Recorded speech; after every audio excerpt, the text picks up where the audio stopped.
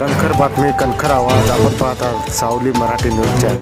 पूर्णा साखर केव्हीके बारामती व VSI पुणे यांच्या संयुक्त विद्यमाने कृत्रिम बुद्धिमत्ता, आधुनिक तंत्रज्ञान, AI आधारित ऊस शेती चर्चासत्र दिनांक 21 जून 2025 रोजी मयूरमंगल कार्यालय वसमत येथे संपन्न झाले.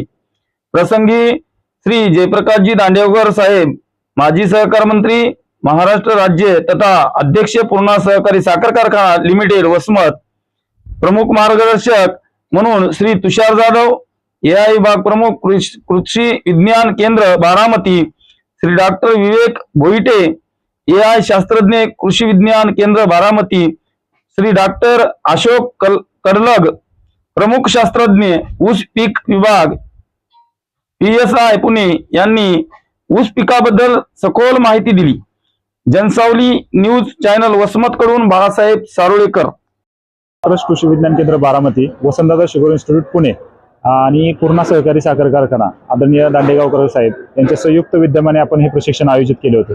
आपल्याला वसमत आणि संपूर्ण पंचकृषीमध्ये AI तंत्रज्ञानाचा प्रात्यक्षिक वापर आपल्या शेतामध्ये ऊस शेतीमध्ये करायचा आहे आणि त्या अनुषंगाने आपण सगळेजण इथे एकत्रित आलो होतो. शेतकरी बांधवांना एक माहिती द्यायची होती की बाबा AI नक्की काय आहे. आज आपण पाहतोय की AI तंत्रज्ञानाने जगामध्ये धुमाकूळ घातलाय. बाबा की नक्की हे तंत्रज्ञान आम्हाला कसं फायदेशीर ठरेल आणि आज इतर शेतकरी त्याचा खूप फायदा घेतात, इतर परदेशात असतील. आपला भारतीय शेतकरी त्याच्यापासून वंचित राहिला नाही पाहिजे, हा प्रयत्न सर्वांचा आहे आणि त्या अनुषंगाने आपण सगळेजण इथं AI तंत्रज्ञानाबद्दल माहिती घेण्यासाठी जमलो होतो.